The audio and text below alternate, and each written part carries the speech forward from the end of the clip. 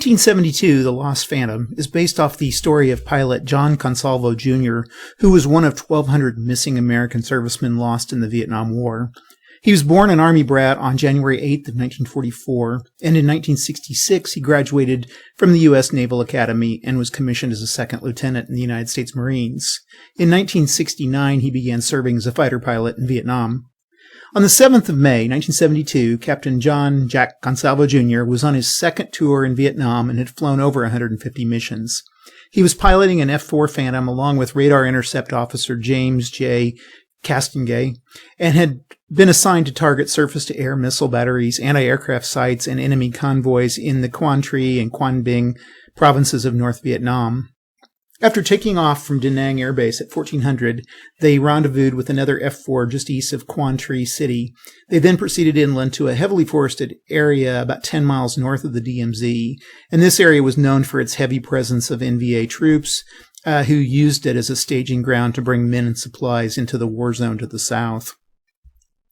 After targeting a truck convoy, Captain Consalvo made a pass without dropping ordnance, and then he returned for a second pass. It was at this time that his F-4 took heavy ground fire, and Consalvo reported that his left engine had been hit and was on fire.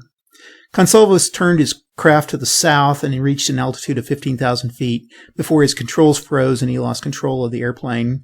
Castengay was able to eject at 13,000 feet, and he lost visual contact with the aircraft. While he didn't see another chute, he did think that Consalvo had successfully ejected from the Phantom. Search and rescue aircraft were called out, and they recovered Jim Castengay the next day. But due to heavy enemy aircraft fire, the search was soon terminated, and Jack Consalvo was declared missing in action. He left behind a young wife and 2 children. 1972, The Lost Phantom was published in 2017 by Mike Hyman, and it's been published on the web. And I'll put a little link down below on how to download this game. But let's look over the game itself. What you'll do is you'll take some 6-sided dice and you'll place 3 of them with the 6th side up on the 3 stat boxes at the top right of the player sheet. And this is for proximity, endurance, and health. And note that none of these can exceed 6. Also place a little coin or figure on the map to indicate your position. As you move from hex to hex on this game, you're going to fill in the areas and you can use a colored pencil to do that. That's all there is to set up. Now, the point of the game is to move from the starting jungle hex in the northwest to any of the 3 river hexes in the southeast. And you're going to lose if either your proximity goes down to 0, and that means you've been captured by the NVA forces, or your health's been reduced to 0, at which point you either died or bled out, or you get killed during an encounter. You score 1 point for each hex you've mapped at the end of the game, and if you win, you also gain a winning bonus equal to the number of proximity, health, and endurance remaining. With 80 blank hexes and 18 points available from the 3 stat dice, the maximum amount of points would be 98. And now each turn consists of 7 phases, which you do in a special order. During phase 1, you roll a d6 and refer to table 1 on the player sheet, and it will give you 3 terrain hexes, and you'll fill in the blank adjacent hexes in a specific order. For instance, say you were to roll a 4, you would fill in the adjacent hexes as field, jungle, hills, and then you can repeat again as field, jungle, hills until all the hexes around you are mapped. You always start at the northernmost hex and you fill them in clockwise. For instance, if only 2 hexes were unmapped and they're not adjacent to each other but adjacent to you, and you rolled a 4, the first would be field and the second would be jungle. And since there are no other empty spaces, there will be no hills. If you move or are forced to move into a hex that's unmapped, it becomes jungle automatically. And there's some special events that can do this. Then you move to phase 2, and that's the encounter. You roll 2d6 as a percentile die, and just note that the first die will be the 10s digit, and the second die you roll will be a 1s digit. So if you roll a 2 on the first die and a 5 on the second die, then the number would be 25. A result of 11 to 14 would be a dangerous encounter, while a result of 63 to 66 would be a beneficial encounter. And also note that the encounter table varies by the range from the starting jungle hex. So you count how many hexes you are from the starting hex, and you refer to the chart for that range. There are 3 ranges. There's a 0 to 4 hex range, a 5 to 9 hex range, and a 10 to 15 hex range. Then you check the last 2 pages to see what event the icon causes. Now, dangerous encounters can result in afflictions, and you can only have an affliction once, except for a superficial wound. And if you receive the same affliction a second time, you just gain a fever. And if you get a fever more than once, nothing happens. The various afflictions include fever, which gives you a -1 to all die rolls during phases 4, 5, and 6, a gunshot wound in which you lose 1d5 of health and reroll any 6s, a broken foot, you can only roll a maximum of 2 dice during phase 4, a burn, your endurance is capped at 4, and therefore you can never have a 6 endurance, a deep cut, which is -2 to your health, and if you enter a swamp, you gain fever as well, and then a superficial wound, which is -1 to health. And you get these by usually rolling a 6 during phases 4, 5, and 6. Okay, phase 3 is the dice allocation, and what you do is you get an amount of dice equal to your current endurance. And when rolling dice during later phases, you will always choose the die with the highest value. So say you wanted to hide, then you'd need a 5 or 6. Now, once you've allocated the dice, you can't move them. They're locked in position until the end of the turn. If you had a 4 endurance at the beginning of your turn, you could allocate 1 to move, 2 to stealth, and 1 to rest, for a total of 4 dice. On the move phase, you only roll 1 dice, but on the stealth phase, you get to roll 2 dice and choose the highest of the 2 rolled, and then on the rest phase, you would only roll 1 dice. Phase 4 involves movement. Since it's so difficult to move through the wilderness of Vietnam, you roll the number of dice that you've set aside during Phase 3, and you choose only 1 die rolled. And you can look at the player chart to see what you must roll or higher to navigate out of the hex. For instance, if you're in a jungle hex, you need a 4+ or 4 or better to move out of a hex. This is based on the hex you're currently in. So if you were to roll a 6, you'd succeed, but you'd also lose health. You'd also lose health in the process. Now, if you successfully moved out of your hex this turn, then you'll be able to re-roll 1 allocated 6-sided die during phase 5. If you move into a village, then roll 2d6 and see what the reaction of the villagers is going to be on the village chart. Next, moving on to phase 5, that's the stealth phase. Realize that the Viet Cong and the NVA know that your F4 was shot down, and they're looking for you. Your parachute's probably hanging in the jungle canopy, which is a giveaway that you're alive. And they're going to slowly close in on your location. You can slow their progress down by staying on the move and hiding where you find the right place. And this phase isn't as forgiving as phase 4. Since you can never regain the proximity, you can only prevent it from dropping. Also, since you've moved to a new hex, you might have a different terrain than you did in phase 4. Now, some terrain gives better cover than others. For instance, in the jungles, you need a 3 or better, while in a rice paddy, you need 4 or better. It's a lot easier, obviously, to hide in a jungle than a rice paddy. So you roll the dice you've set aside during phase 3, and you choose 1 die rolled, and refer to the chart on the player sheet to see what you must roll or higher to maintain your distance from your pursuers. If your roll is successful, don't adjust your proximity. If your roll is not successful, then you lose a proximity, and if no dice were allocated, you also lose 1 proximity. And if you rolled and chose a 6 or higher, then you succeed, but you lose a health in the process. And again, this could be a wound that you gain somewhere along the way. Now, if you're in a different hex during this phase than the one you started in at the beginning of the turn, then you can choose to re-roll 1 die after your allocated die has been rolled. Finally, phase 6 is your rest phase, and endurance is going to be the key to surviving this. As you lose endurance, you lose dice to use in the allocation phase, reducing the choices that you have, and therefore your chances of success. And the terrain modifies your success, so you roll the die you've set aside during phase 3, and you choose only 1 die rolled, and you refer again to the chart on the player sheet to see what you have to roll or higher to maintain your endurance. If your roll is successful, you gain an endurance. If your roll is not successful, you lose an endurance. And if no dice were allocated here, you'd automatically lose endurance. Although you can never have more than 6 endurance, you can still allocate dice if you're at 6 endurance and don't want it to drop. You'll always have at least 1 endurance, and if you're reduced below 1 endurance, then remove a health point instead. Now, if you rolled and chose a 6, then you succeed, but you lose a health in the process. And again, this could be to a wound. Since you've moved on to a new hex, you might have a different terrain than you did in phase 4. You can also choose to fail a roll instead of taking a 6, and you would likely want to do this if you had only 1 health, and taking the 6 would apply to a wound, which would end the game. There are several items you can add to your inventory that you can gain during encounters. Now, each item can only be used once, and it can only be acquired once, so future instances of the same item are broken, empty, or otherwise unserviceable. As you find an item, fill the bubble in on the player sheet next to the item. There's a flare gun, which if you're in an open field, you can force an encounter, find, and possibly win the game. There's a first aid kit, which removes one affliction of your choice, except fever, and increases your health by 1. There's a scope, and you can map any 2 hexes each turn within range 3 during the mapping phase. There's a motorcycle, and you can use this item to immediately move 3 hexes in any direction. All 3 hexes will be rice paddy, and also you have to increase your proximity by 1. And finally, there's an SKS rifle, and the first time proximity reaches 0, you can reset it to 2. That's pretty much the game. I know it sounds a little bit complicated from what I've described. However, it's a very easy game. Once you get into it, the map sheet does a great job of helping you through each phase. So let's go ahead, set the game up, and play through a round. Okay, I've got the game set up here, and my pilot is right here. And what I want to do is I want to get to these 3 green hexes down here, hopefully alive. So the first thing I'm going to do is I'm going to see what the map, what to do with the map. Oh, dice allocation, I'm sorry. So in my endurance is 6, so I have to add a move, a stealth, and a health, and a rest that add up to 6. So I'm going to just use 2 for each. Okay. And this is the number of dice I'm going to roll at certain times. Okay, and my proximity is 6, and my health is 6. So I'm ready to go now. And I'm going to roll a d6.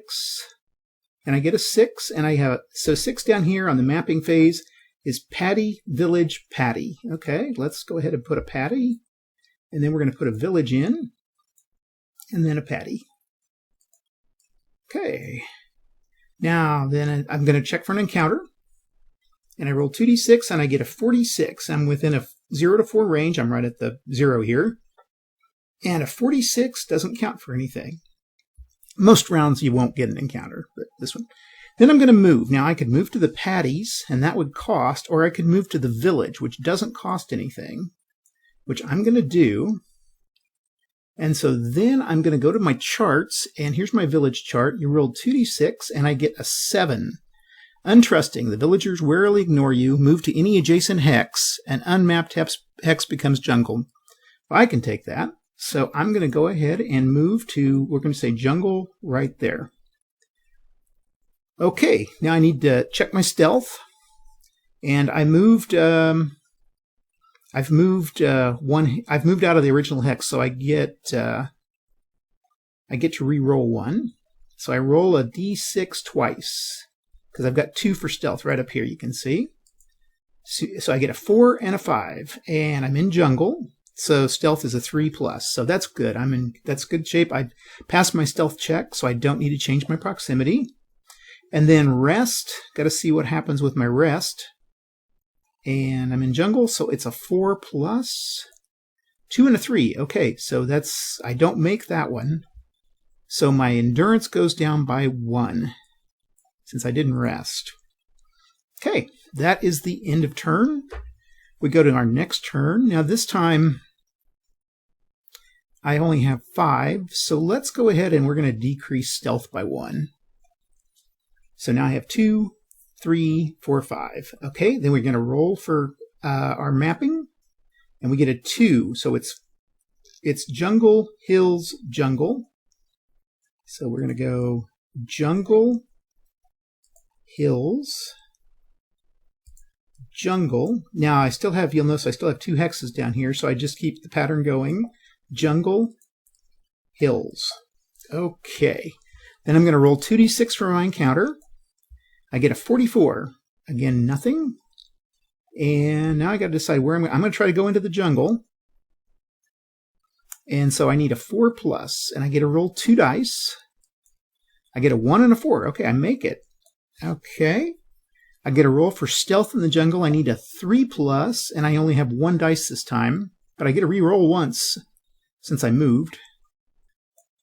I get a 4, so I'm good. Okay, and then I get to see if I can rest. I get 2 dice on that one. A 6 and a 2. Okay. So a 6 makes it. So I get to rest up, and my endurance goes up 1, but my health, since I got a 6, goes down 2. Or 1. Sorry, 1. Okay. That's the end of that turn. I'm back to 6, so I'm going to move my stealth up again. I could make this 3. I could make this 6 and these zeros, but I'm not going to do that. Okay, let's go to our roll a d6, and that's a 4. So it's going to be fields, jungle, hills. Let's go fields and jungle. I think it's kind of cool how the map develops on this while you're playing. And this guy that developed this has done a whole series of games here that are like this. There's one on the Crow Indians. There's one with samurai. There's one with Spanish explorers. It's pretty neat. And they're all free. So if you're hearing this and you're the developer, thank you. You've done a great job. Okay. Fields. Let's go with the field. Oh, we got to roll to see. We get a 65. Okay, this time we got a 65, and that is a dead Vietnamese soldier. So let's check our charts. Range. Okay. Dead VC. A fallen soldier lies face down, hidden in the brush. It was likely VC by the shattered pith helmet and the Chicom chest rig over black civvies. So you can either choose to acquire his rifle, which has a few loaded rounds in it, or you can find a map of the area. I think I'm going to go with the rifle. So I've got my rifle now here, and I'm going to change the status. And I can use this once. And with a rifle, I can use that. The first time proximity reaches 0, I can reset it to 2. So that's can help. So now I can not worry so much about my stealth for a little while. Okay, now I'm going to try to go into the fields. I roll a d6, 2d6, because I've got 2 on my move, and I get a 5 and a 4, so I easily move into the field. My stealth is a 4, and I got 2. I get a 2 and a 1, but since I moved, I get 1 extra one, and I get a 2. So I don't make my stealth. So my proximity, the VC, are now 1 step closer to me. Okay, and then rest in the fields is a 5+. I guess because you're dodging the VC. Okay, they make the 5, so endurance is good. I can't raise my endurance. If you can either fail or raise endurance, either lose or raise. You can't just keep it the same per round. So, okay, and then that's it for the turn. So we go to the next turn. I have do my mapping. I got a 6, so it's a field or paddy, village, paddy. Okay, well, let's try the village again. I think those are kind of fun. So let's see what we can do. I automatically move into the village. And we're going to go to our chart. And village chart, roll 2d6. I get a 7 again. Untrusting, the villagers warily ignore you. Move to an adjacent hex. And I'll move back to the jungle again. So that puts me a step closer. I'm winning this one. Sometimes, I don't know, it seems like I win and lose I win this about 3/4 of the time, and I lose it about 1/4 of the time. So usually being captured by the VC. Okay, now I moved into the jungle. So I need a 4+, and I get 2 dice. Don't make it, but since I moved, I get a 3rd dice, and I get a 6. Okay, my health goes down 1. I cut my foot, let's just say. But, oh wait, I automatically moved. Okay, let's just say that was a stealth. Let's put this up. Well, no. Let's say I got a 6 on my stealth, so the VC didn't come and get me because I was moved here by the village. So my stealth, I passed it with a 6, but I take a health damage. VC don't come any closer. Now I can see if I can rest. I got 2d6 there, 3 and 2. So no, I do not get any rest. My endurance goes down 1. And let's decrease stealth again. We go to next turn. D6 is a 1, so it's a jungle, swamp. Jungle, swamp, and then jungle. I guess we need a 4th one, so we're just going to continue the pattern. If we had to keep going around, it'd go jungle, swamp, jungle, swamp. Okay, which direction am I going to go? Well, Oh, I need to check for encounters. 24. Nope, barely nothing. Okay, and then we're going to try to move into the swamp. I need a 4 or better. I roll 2. I get a 5, so I'm able to move. Okay, and then stealth. My stealth check is just 1. I get a 1, so I don't make my stealth check.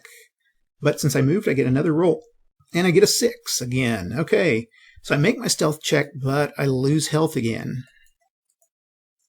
Okay, and then resting. 2d6, a 4 and a 3, and in a swamp, 4 is okay. So I'm able to rest up. My endurance goes up 1. Okay. We go to the next turn. I think I'll bring my stealth back up. We're going to roll for terrain, and I get a 2. Jungle, hills, jungle. Jungle, hills, jungle. These are really kind of like a choose-your-own-adventure story on steroids. Now, the hills, moving into the hills is tough. So I want to try it, but I've got lots of cover in the hills. I could go to the jungle. I don't have as much cover. I'm still going to not worry so much about proximity since I have that rifle. I'm going to try to move into this hill here. Oh, got to do again. Check for encounters. 61. Okay, 61 are some tracks. Let's see what 61 is. Oh, wait, hold on. Let's see how far we are. 1, 2, 3, 4, 5. Okay, we're at 7. So we should be using this range 5 to 9. 61 is a something there. Let's see. Let's go now. Check our charts. 61. A crashed Huey. Partially submerged in the swamp, you find the fuselage remains of a UH-1. Although it's been stripped, the looters didn't get everything. You either find a working flare gun, or you find nothing of value, but the cabin offers silence solace, gain 2 endurance. Well, I don't really need the 2 endurance, so I'm going to go with the flare gun. Okay. Now we can go to try to move. So we roll 2d6 and we get a 2 and a 4, and we were moving into jungle. Sorry, I usually avoid hills if I can. So we made it into the jungle.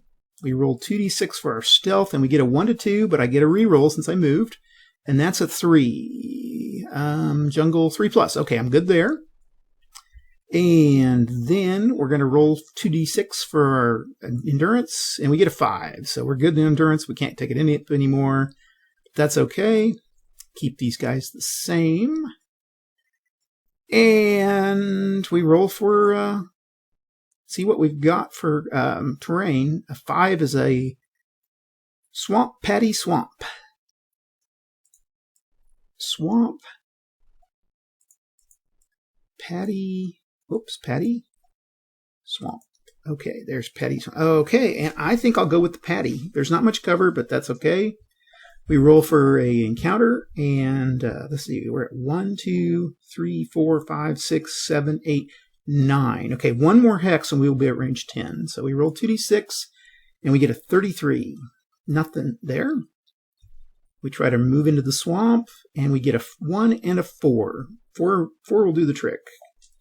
Okay, let's see. We need a 4 or better to avoid being seen. We get a 5, so that's good. And then we try to rest, and we get a 5, so we rest that turn. And endurance stays the same. Okay, we're going to roll for terrain. We get a 6. Paddy, village, paddy. Well, the villages are too much fun, so let's see what happens with that. Paddy, village, paddy. So we move to the village automatically. We go to the... oh, we didn't roll for a encounter. Oh, yeah, we did. 33. That was right. Okay, now we go to the village. Charts are village chart, and we roll 2d6, and we get an 8. Untrusting. Okay, they ship me on off, and I'm going to go ahead and take a jungle right there. So I go here. So we've moved. Now let's check our stealth. We got 2d6, 6 and a 5. I'll take the 5. I won't take the 6 because I don't need the health problems. So we make our stealth check, and then endurance check in the jungle. Okay, we'll say 2 to 3. So endurance was a 4, so we'll just say that we decrease endurance by 1. Okay, decrease our stealth. And we roll for terrain. Terrain is 4. Fields, jungle, hills. Fields, jungle, and hills. Oh, the hills are going to get in the way. And then we're going to go with fields. Okay, the fields, jungle, hill. We roll for an encounter, and we get a 46. Nothing. Okay. I could try for the hills. I could go the easy route and take the fields. Or I could take the medium route and take the jungle. I tell you what we're going to do. Let's take the fields because... yeah, I think that's going to be easier. Okay, we've got to move first. 2d6, a 5 and a 6. I'll take the 5. That moves me down. And then we got one roll, a 6. Okay, so I succeed at avoiding the VC, but I have to take a health point. Getting close. And let's see how we do on our endurance. I got 2 there. 5 and 1. Okay, I make endurance. So this brings me back up to 6. I'll bring stealth back up. Can't do much about health. Okay, and then we go to 1d6, and that's a 3. This is very procedural. Jungle, fields, jungle. Jungle, fields, jungle. Okay, I'm going to go for the jungle. Let's see what we do for an encounter is 64. Oh, 64 is, let's see here, chart. Huey gunship. Roaring overhead is a flight of gunships escorting a slick. If you have a flare gun, you're able to signal to the slick, which picks you up, and you win the game. So there we go. That was it. Otherwise, if I didn't have the flare gun, I could add to the proximity because they open fire in the jungles in the distance, or they would invigorate me. You know, they'd raise my morale and I'd gain my health and an endurance. But anyway, I guess I moved here. I didn't move. A gunship picked me up and I went home and I won the game. And that's pretty much what there is with this. Like I say, I think these are kind of cool little games, and you know, for 10, 20 minutes that it takes to play, you get something that's pretty fun. I mean, it's obviously a luck fest, but most solitaire games are kind of like that. I think it's got a kind of clever little way of building the map. And like I say, it's kind of a choose-your-own-adventure game, or choose-your-own-adventure book on steroids. But anyway, that's it for the week. I sure appreciate you guys watching this. It's really nice that you do this, and I always get some nice comments and stuff down below. And if you have anything to say or have any games you'd like me to cover, let me know. One of these days I'll get around to doing the campaign for North Africa, or one of those big ones. But right now I think I'm just covering a lot of the little ones just to kind of keep up my morale for making videos. So anyway, I'll talk to you next week. Thanks a lot and have a good one.